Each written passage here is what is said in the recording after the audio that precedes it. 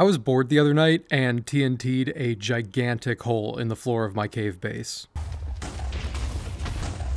I really thought this was going to look so good when I did this the other day. But I mean, this is just an eyesore. So today I'm going to try and make something out of this mistake. And while I do that, I'm going to read stories that have been emailed to me by subscribers. Thank you so much to everybody who's written in. Let's go ahead and read the first subscriber story.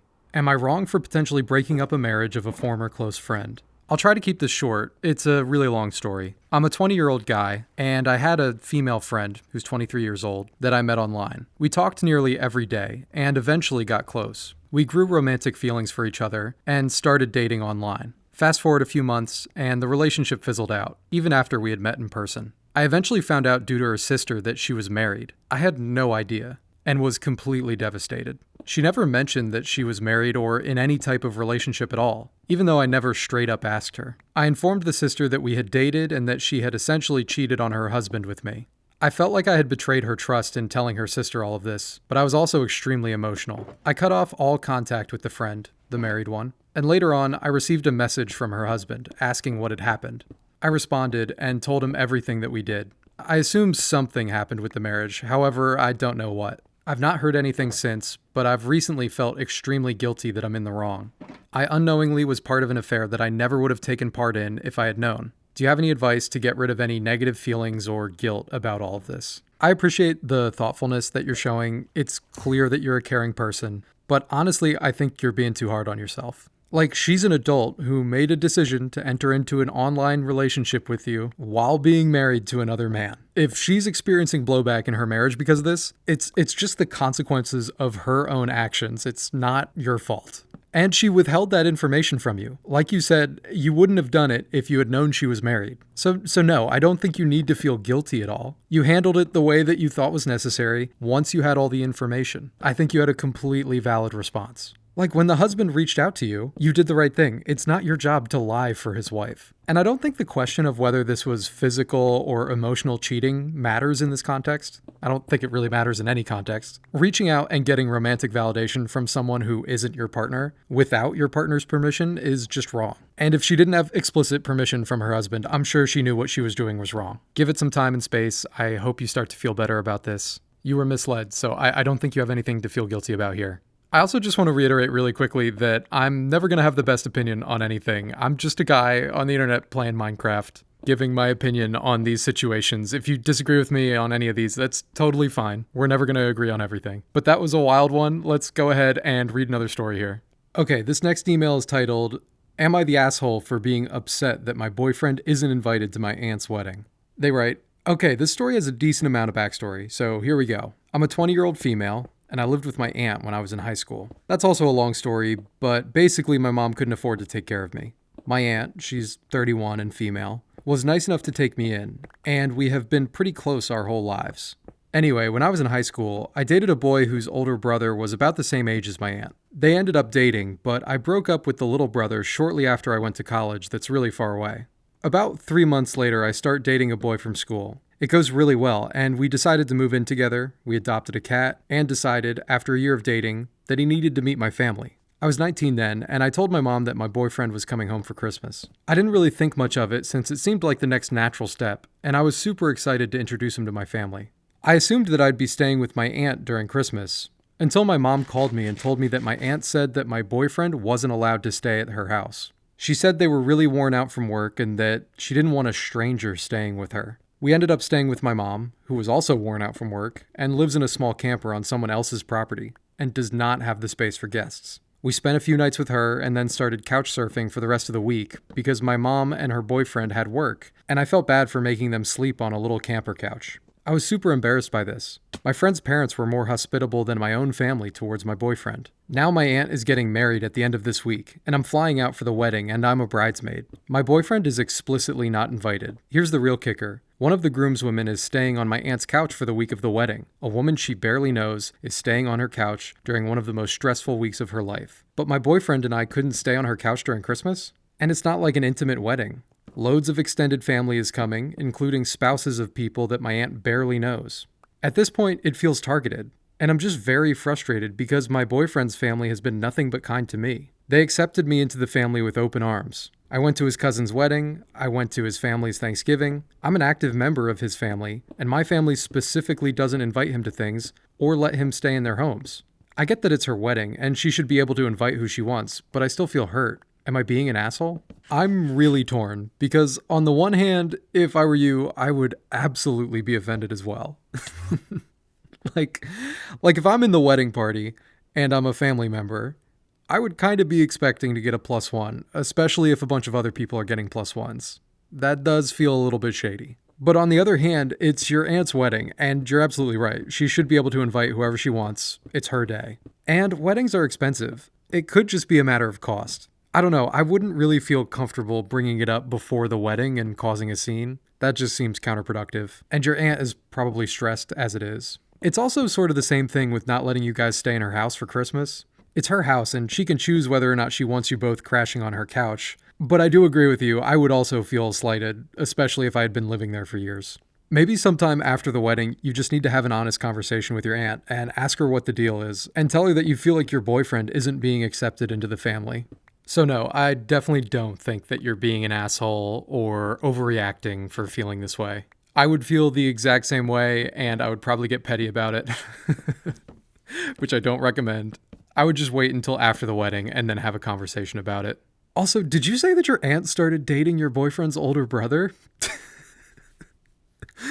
Did we just gloss over that? I feel like that's weird. Is that not like a little bit strange?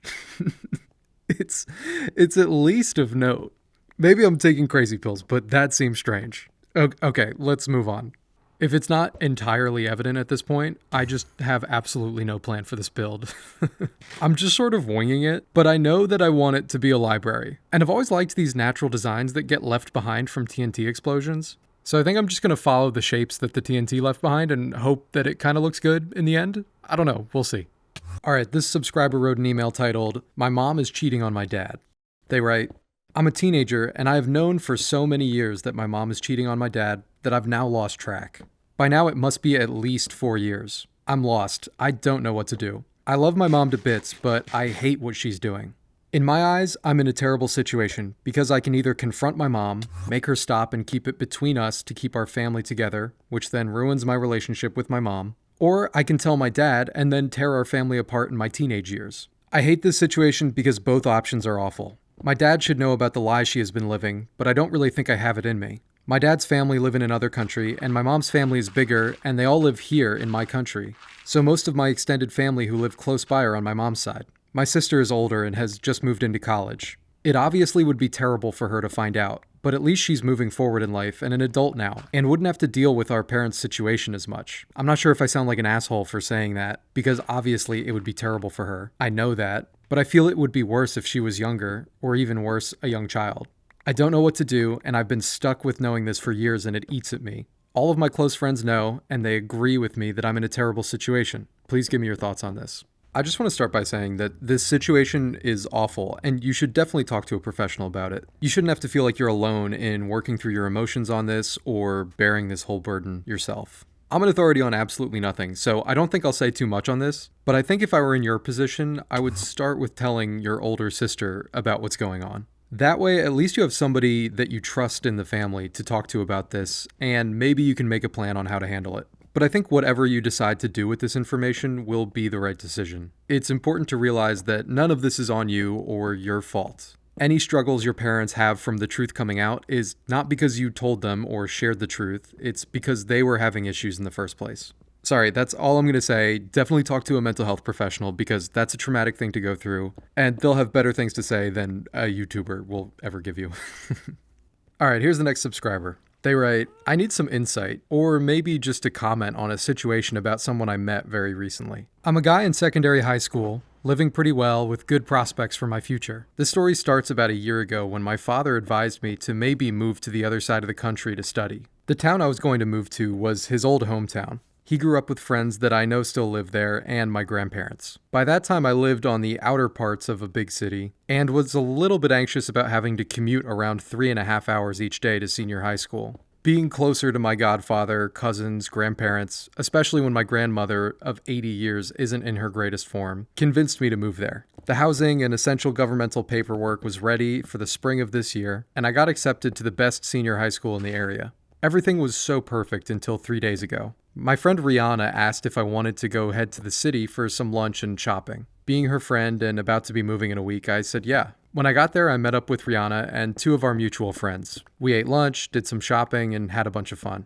After a while, Rihanna asked if we wanted to go to a park to have some drinks and alcohol. I said yes, and others did as well. We then met up with this dude named Isaac. And a couple hours later, we had bought some Fanta, some Monster cans, and vodka. I'm not going to detail what happened, but I got really drunk alongside Isaac. I can't myself recall what happened between us, but my friends that weren't that drunk told me that we had cuddled and kissed and done a bunch of cute stuff. For the record, I've never been that close with guys before, but I've also never really been that close with girls either. The next morning I woke up and heard everything from my friend Rihanna, and I thought I was cooked. Like, when did I turn gay? I spent that day staying home because my parents kind of lost all trust in me. But the story doesn't end there. Later that day, I thought, maybe we should meet again. Why not? So I called Rihanna, another friend, and Isaac to see if they wanted to hang out at my place the next day, and everyone said yes. Back home at my place, we had fun, we talked, we walked my dog, and ate pizza for dinner. After dinner, Rihanna and the other friend had to go, so they left me with just Isaac. Me and him spent the next hour laying in my bed, scrolling through TikTok, listening to music. It felt nice.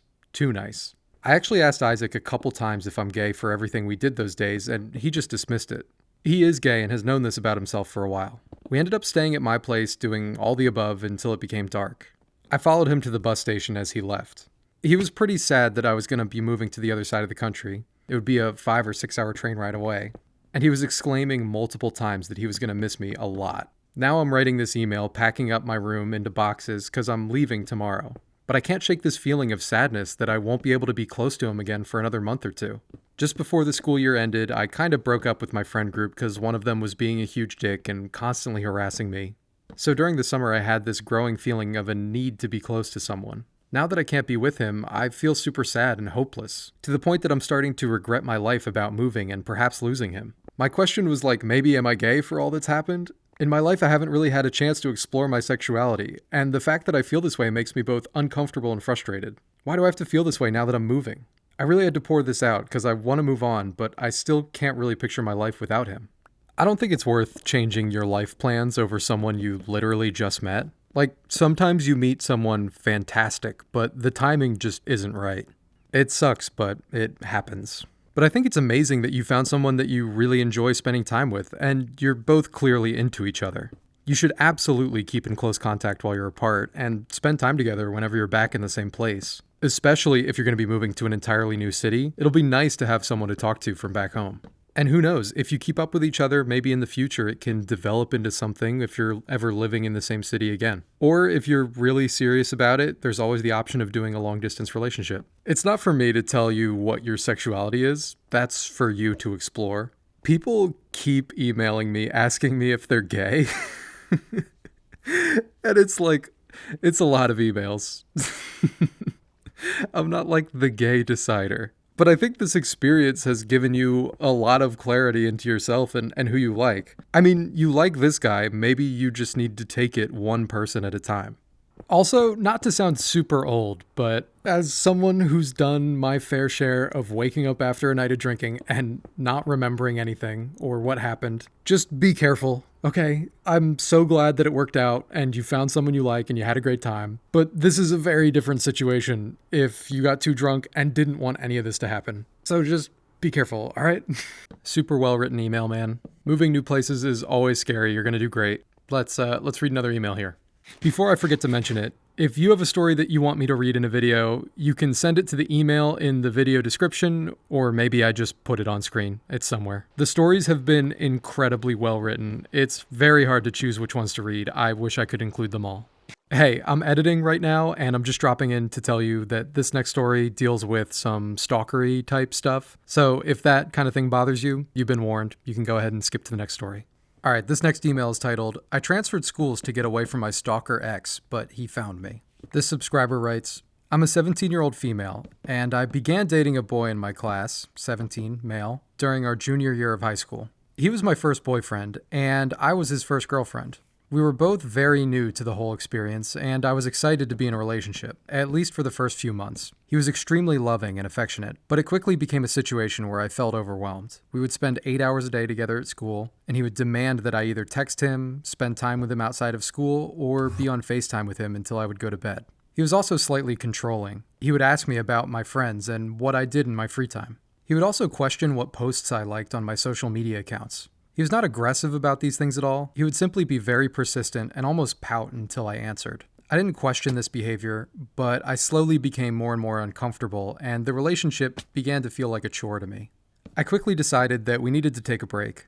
I told him that I was simply feeling overwhelmed and that we should take some time apart to discuss what was best for us later on. I asked him not to speak to me for a week and that we would discuss it then. He did not take that well. He took this time to harass me both in person and online. He would text me long paragraphs, call me several times a day, email me, and even had his mom message me to give him another chance. I was confused as I made it very clear that we were simply taking a break and that this was not a breakup. Eventually, it got to the point where he began to look physically exhausted at school, and his messages would detail his struggling. I felt guilty and scared. He was in almost all of my classes, and we still had over half the school year left, so I knew I couldn't avoid him. I ended up messaging him and putting everything that I felt aside just to stop him from essentially harassing and threatening me. For the rest of the year, I continued to be in a relationship with him, but withheld a huge part of myself. We were essentially just friends, as we did nothing that would be considered dating. We did not see each other outside of school, and I managed to get away with only texting or calling him outside of school hours. The same patterns continued, but he was starting to pick up on my discomfort and overall anxiety about the relationship. He would constantly be begging me not to break up with him, and I was essentially held hostage in a relationship that I so clearly did not want to be in. Both my friends and his friends could see the disconnect, but there was nothing that anyone could do or say to help him understand.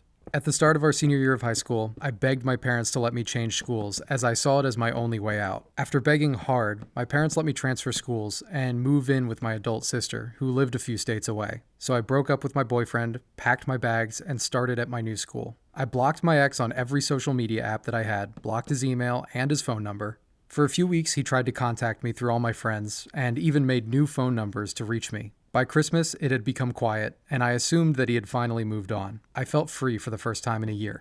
I quickly realized what I had just done. I left behind my friends and everything I had known. I felt uncomfortable and unwelcome at my new school.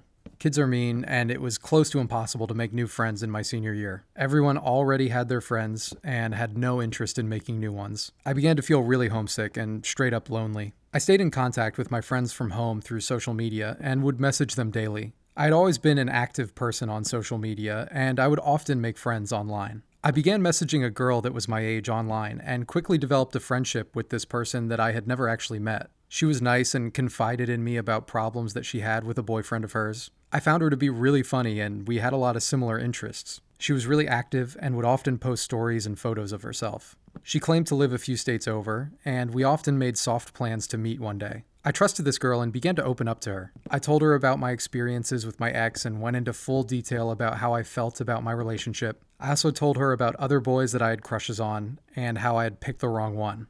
She was super supportive of me and agreed with almost every point I made. We stayed friends all throughout senior year and messaged almost daily. I soon began to receive some follow requests from random Instagram accounts with strange usernames, and I almost immediately knew it was my ex. I blocked all these new accounts and hit the option that allows you to block any other accounts that user might have made. Imagine my shock when I look and see that my new online best friend is now blocked on Instagram. My best friend that I had confided in over the past year was my ex-boyfriend, and now knew every detail about how I felt about him. I've read this email a couple times now, and every time I get to this part, I'm just completely baffled. This is psychotic behavior. I can't believe it was literally just him the whole time. Anyways, back to where I was in the email. Trust me, it was not great, and I had very little good things to say about him. He knew that I essentially was faking any sort of admiration towards him for the entirety of our relationship. I freaked out, went private across all my social media, and scrubbed my accounts clean of any photos or information about myself. The experience was overall traumatic, and he's made me hesitant to enter into any sort of relationship at all. I'm now 18, and I've only had one experience with dating and don't plan to add any more to that list anytime soon. He has not bothered me recently, and I have plans to attend a college that is even farther away from him. I'm pretty over it now, and I'm able to laugh about the situation, but what do you think I should have done? I don't blame you for not wanting to get into a relationship after that experience. If that was my first experience dating, catch me literally never dating again. I think the comments are probably going to be more qualified to respond to this than I am, but I'm so sorry that you felt so trapped that you had to change schools. But it seems like you're a super strong person and you're handling this situation really well. We've had a lot of catfishing stories lately, and I'll say it again, just be careful who you talk to online. You're asking what you could have done differently in this situation. I think that just breaking it off sooner and not staying in a relationship just to appease this guy would have been best. But I mean, I completely get it. This is your first relationship and you're just figuring it out. Like, I absolutely don't want to sound like I'm putting that on you. But this is like where I feel unqualified because this is just not an experience that I've had as a guy. I completely understand that as a woman, it can be scary to break up with a guy who seems unstable because you're not sure what they're going to do or how they're going to react. To be fair, this was his first relationship as well, but like moving forward, I hope he figures out how to not be a creepy stalker in the future. But I'm glad that you're feeling better about this now. I wish you great luck in college and take your time getting into your next relationship. There's no rush at all. This next email is titled, "Does my crush like me?" You wrote that you were 170 years old. So I'm going to assume that that's a typo and you're actually just 17 years old. We're going to go off that. Or you're just my oldest subscriber by far. This subscriber writes, I, 170, female, and my crush, 17, male, are good friends. We had been talking for a bit over the summer, and I expressed interest in wanting to get to know him and go out on a date. I said even if he rejected me, I would still like to be friends because he's cool. He agreed and said that he wasn't ready for a relationship. Since then, we've gotten closer and we text every day, call for 2 to 4 hours at times, etc. When me and him went out the other day, he wore cologne. He followed the sidewalk rule the whole time, telling me to move left. We got boba, and he was upset I paid, so to pay me back, he spent $103 on buying me 3 vinyls. He is so sweet and will not let me repay him. He's told some of his friends that he would date me if he could, but he's not allowed to date. And when I last asked, he said we were just very good friends. I feel like a marionette. He would also remember small details that I would tell him. He suggested we go out again together, and said that I don't need to wear blush because I'm naturally rosy. Am I crazy? Does he like me, or are we just friends? Yeah, I think this guy likes you. At least that's the vibe that I'm getting from the facts that you're telling us. I think you're going to run into a lot of guys at this age that aren't looking for a serious relationship, which is probably pretty frustrating. But I'm rooting for you guys, and if you're actually 170 years old, stay away from him. That's creepy. Okay, this next subscriber titled their email Birthday Incident. They write, a few days ago, it was my 20th birthday. I planned a small lunch with 2 of my closest friends. We've been friends for 4 years, and we're just locked in, man. I love the way you put that. They have a habit of always being late, so I begged them to be on time just this once. I specifically asked them to come by 2:30 because the sushi restaurant that I picked is a fancy place that closes at 4 before reopening at dinner. That day, I was already at the mall getting my nails done at 1 o'clock. When I finished, they texted me saying that they had left, so I rushed to get to the restaurant. But when I called after I reached the restaurant, I found out that they hadn't actually even left their houses yet. I was annoyed, but I still waited. I was waiting outside, but by 3:30, I entered the restaurant and the waiter told me that the kitchen was about to close in 5 minutes. So my only option was to order quickly without them. My friend finally arrived, and I just broke down crying. I know that I'm sensitive, but I was really hurt and frustrated. So I decided to just go home. I wasn't hungry anymore, and maybe a more mature person would have just gone somewhere else, but I couldn't.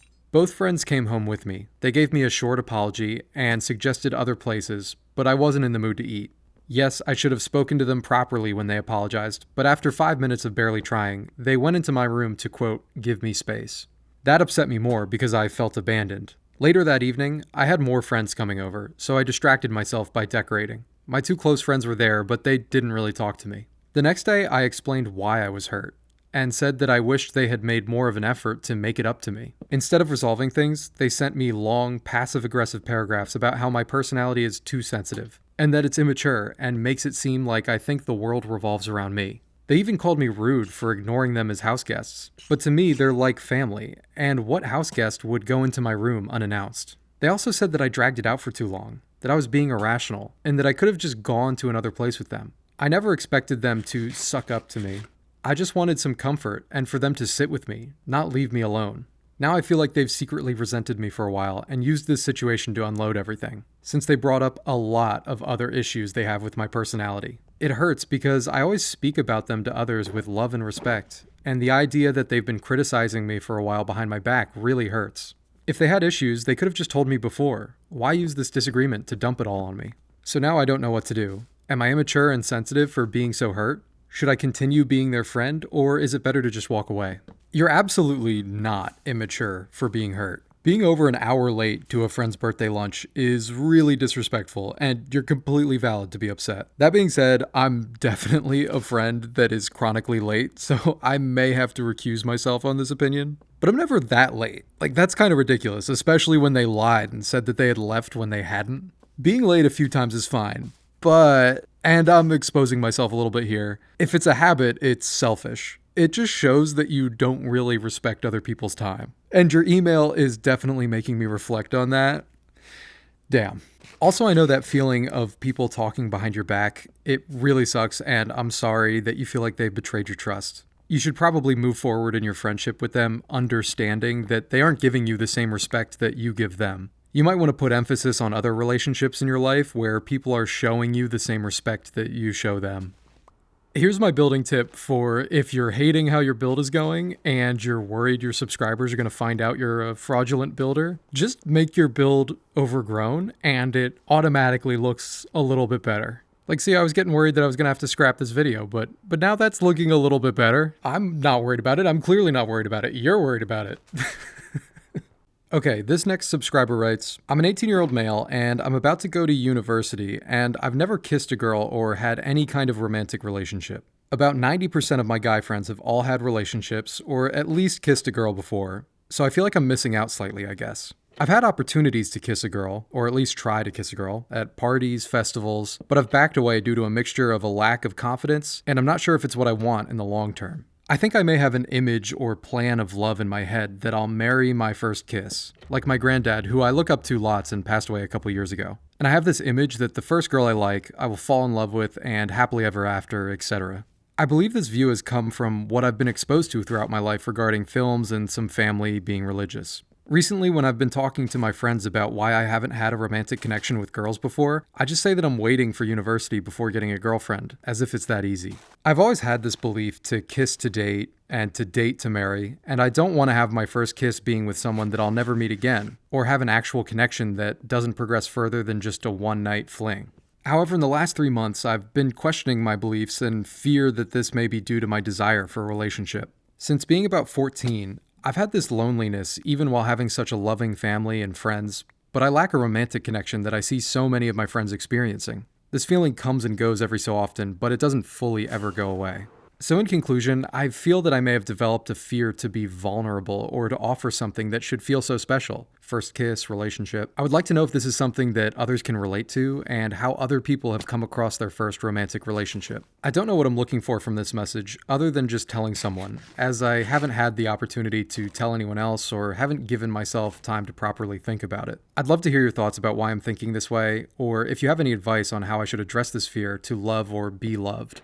It's crazy. I actually used to feel very similarly to you. I jumped into a relationship just before college because I thought I needed experience in a relationship. And let me tell you, that is the wrong reason to get into a relationship. But I had all these expectations in my head about what romantic interactions had to be that were putting a bunch of unnecessary pressure on me. And then you just end up stressing out about something that should actually feel like exciting. And then the stress to have the perfect romantic moment builds and builds, and then you never actually do anything at all. Oh boy, we're hitting we're hitting close to home on this one. If I could go back in time, I'd tell myself not to worry so much about finding the right person or the right time. That period in life is about trying things and learning from it, even if it's awkward or weird, like literally everything seems to be at that age. You take this at whatever pace feels right to you. There can feel like there's a lot of pressure from culture or friends, and this is actually just a personal thing that is no one else's business. You gotta do you, go at your own pace. Don't put so much pressure on yourself, be open, and this stuff will happen when it happens.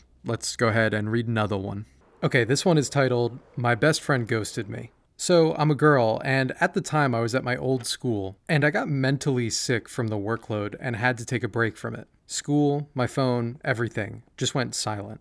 Didn't reach out to friends, family, or anyone. So naturally, my friends got concerned and texted me like crazy, including my best friend at the time, who was also a girl. They were asking why I was absent and if I was okay, which I really appreciated. I especially appreciated that my best friend was texting me, since she's not on her phone much and doesn't text often. After a while, I got better and reassured them that I was okay, but was moving schools in the middle of the year. They were glad I was okay, but they were sad that I was moving. My best friend and I talked pretty regularly at the time, and we met up at cafes and had fun. Then I planned my Sweet 16 and invited all my friends from my class to have one final meetup before I moved. She was silent for the whole party, which I expected because she's the quiet type. She only really talks to me. After that, we continued to check up on each other and talk, but a bit less. Slowly, she took more time between messages and wrote less and less, which was okay since she said she was more active on Instagram, and I didn't have it at the time. Then on the 1st of March, I sent her a message, and she didn't respond. I didn't think much of it and sent her another one 2 weeks later. No response. At that point, I've already moved schools and I haven't seen her in a while. 2 more weeks, another text, no response. A month later, more texts later, no response. May came and went and still no response. Now we're in July and still silence. At that point, I downloaded Instagram in a futile attempt to see if she would respond. I sent her my account expecting her to follow me, but no, dead quiet. I frantically tried to remember where I went wrong, but I guess our friendship meant nothing to her. I loved her so much. We sat together every lunch, we studied together, vented to each other, and had so many laughs. I guess a little distance got between us and divided us. I still think well of her, and I'm just hopelessly assuming that her phone broke or something. I'm sad that we're no longer friends, but I'm grateful for the time that we had. I guess some people just stay in your life for a chapter.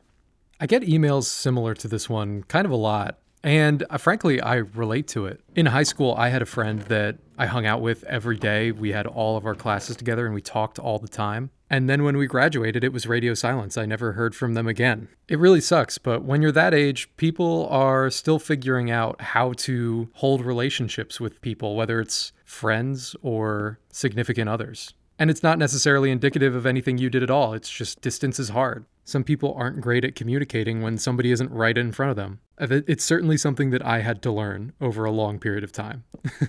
But I've said this before, it's important for both friends to be putting effort into the relationship. If one friend is doing all the work and the other one is just reaping the benefits of having someone who cares about them, that's not really a friendship, especially when distance gets even greater and you really need to rely on good communication skills.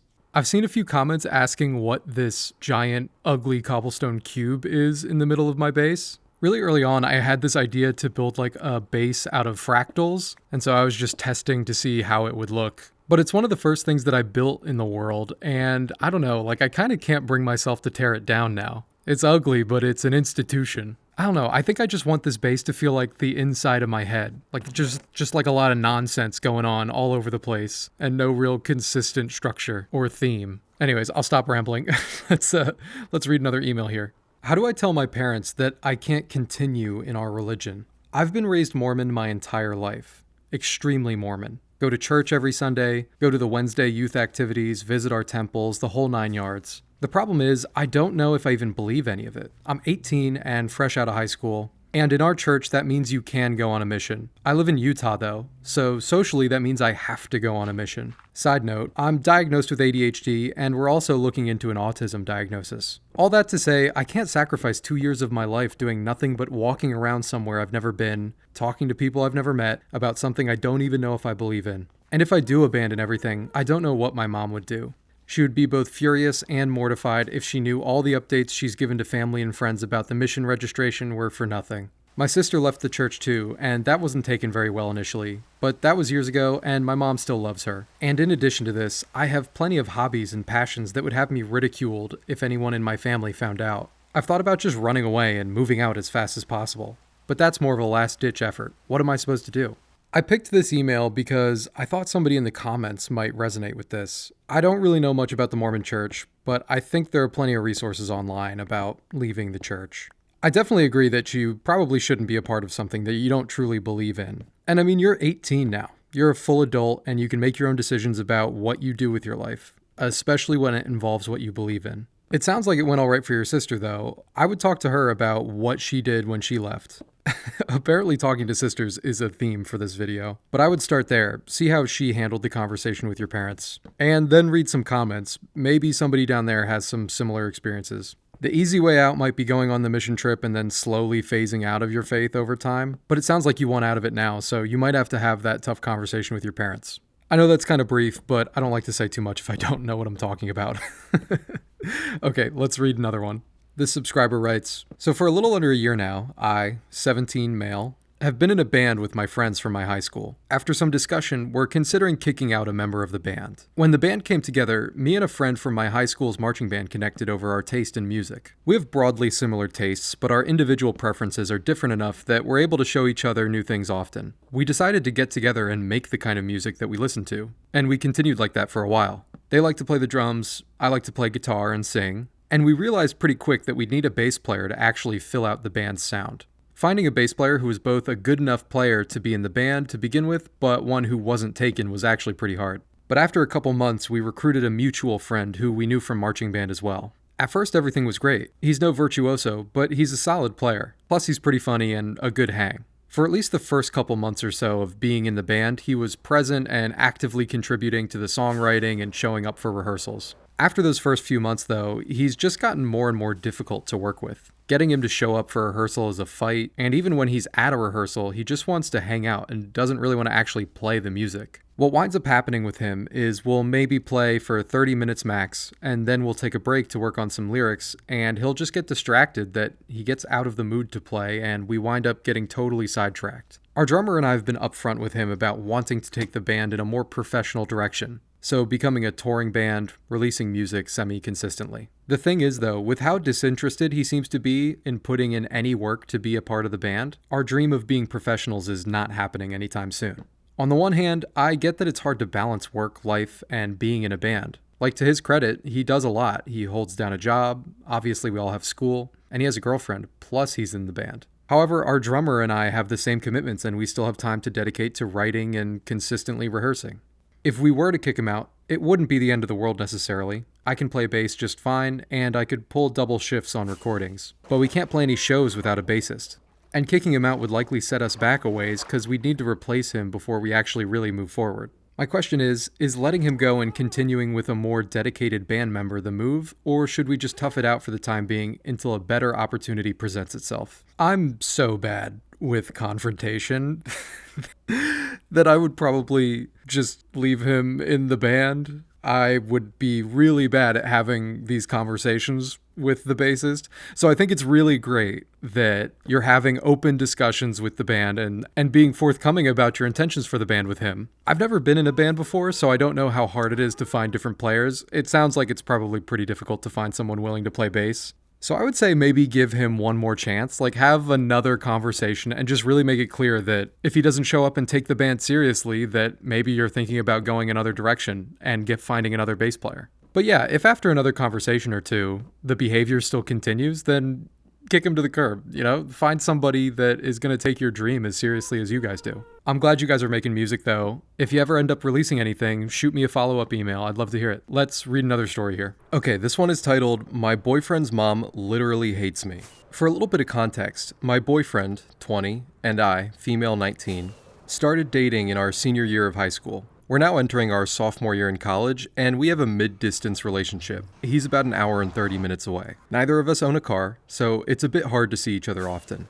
I'm not religious, but when my boyfriend's mom and I first met, I thought she was sent straight from the pearly white gates of heaven. She was so incredibly nice, and I genuinely thought that we were getting along great. I started noticing some light red flags when we had just graduated from high school, though. I'm from another country, so I don't really get to see my family very often. My grandma had traveled all the way to my city to watch me graduate, and we had planned a joint family graduation party.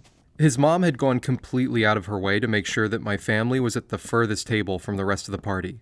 She would barely speak to my family, and she clearly very much disliked my grandma. She would also always talk about my boyfriend as hers and only hers. My boyfriend had scored a summer internship at his university, so he would be spending most of the summer away. We started spending a lot of time together before he had to leave, and his mom, for lack of better wording, was constantly up his behind. I mean it, she would call him multiple times while we were on dates to ask where he was, why he wasn't home, or why he wasn't taking care of his younger siblings. Sometimes she would call just to pick a fight. But mind you, she knew where he was because he would always let her know where he was going beforehand. Suddenly, she started alienating me from his family, making up excuses for me not to be around when those things had never been problems in the past. I know how to take a hint, so I stopped coming over to his house, and we stopped hanging out so frequently so that he could have more alone time with his family. This didn't seem to calm her down though, because when I was in her presence, I could feel it in my bones that she didn't want me around. Skipping the boring parts so this doesn't take too much time, we are now a couple days away from him going to college for the fall semester. They got into another huge fight about me, and she ends up not wanting to drive him to college at all. So my best friend, who can actually drive, took us instead. My boyfriend told me that when we were on our way to school, she sent him walls of text saying things like, "I saw how happy you were with her," and "I know you don't want us in your life anymore," and "You don't care about your family," etc., etc., etc. In this part of the email, the subscriber here goes on to describe several instances where her boyfriend's mom used really derogatory language and made negative comments to her face and behind her back. I'm not super comfortable reading it, but trust me, it's not great. I'll continue reading here. After those remarks, my boyfriend hadn't been talking with his family very much. But recently, he was on a phone call with his mom and his other sister because their relationship was starting to get a little bit better. And I was really happy for him. Until his sister basically said that I was using him for sex and money. His mom just started laughing, and I remember wanting to snatch the phone from him and yell at both of them. I honestly don't think I've ever felt anger like I did in that moment. My boyfriend didn't say anything to them, he just hung up the call. I was so angry at him, but I knew it wasn't his fault, and taking my anger out on him wasn't going to do either of us any good. We're about to hit the 2-year mark on our relationship, and it's been a year since all of this started.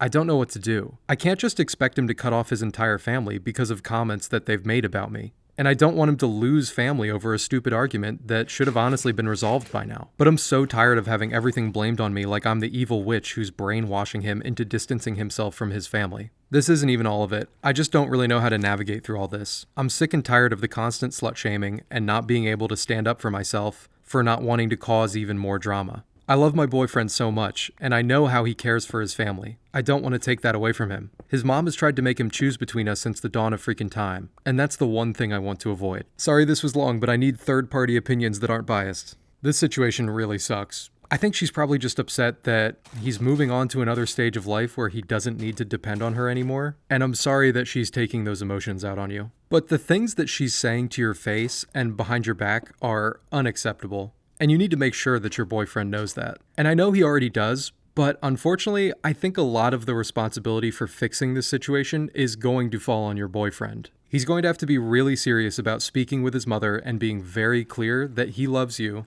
and wants to continue having a serious relationship with you, but that she's making it really difficult for him to have both a relationship with you and his family. Or he's going to have to continue to cut off his family, which I agree personally wouldn't be the ideal decision. But if you want to move forward in this relationship, you're probably going to need to get along with his family. And this isn't on you. He needs to make sure that his family is going to treat you respectfully. And I think you need to make sure that your boyfriend understands that you're not just going to sit there and take abuse from them. For me at least, part of a good relationship is having a healthy relationship with your partner's family. And just remember that if a situation is ever too toxic, you can always walk away from it. But anyways, I really hope his mother stops treating you so poorly, and I hope you guys work it out. The reason I wanted to make this area into a library was because I had this idea where I want to take the emails that you guys send and transcribe them into books and then keep them in this library. I really like that idea. It makes your stories like a part of this world. The enchanting room is coming along nicely. That was the other reason that I wanted to make this a library. Okay, here's a more lighthearted one. The subscriber writes, "So here's an embarrassing story. Don't worry, it's short. During my freshman year, me and this girl went to the homecoming dance together. We both knew that we liked each other. Anyway, we were dancing during a slower song, and I said we should try a dip. A dip is a dance move, if you don't know. She said that the last time she tried a dip, she was dropped. I looked her right in the eyes, said that I was stronger than the guy who dropped her, and then proceeded to drop her too. When I helped her up, she just laughed and said that she didn't mind, but that she would be blaming the bruise on her elbow on me. She still hasn't let me forget it. You know what? I appreciate your moxie." way to just send it on a new dance move. That's the time to do it, man. And you're definitely never going to drop her again when you dip her. She just may not let you.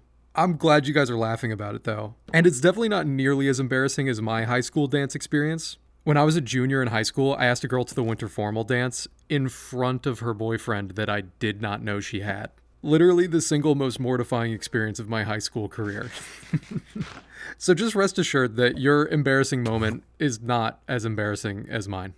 I actually really like how easy it is to fly around the cave now. Maybe the hole wasn't a mistake. I do like the library though. I think it turned out alright. It's weird. It's for sure weird. But I think I like the weirdness. This is the finished enchanting room. I just did a bunch of work on it off camera. And here's today's stories. I transcribed them into books.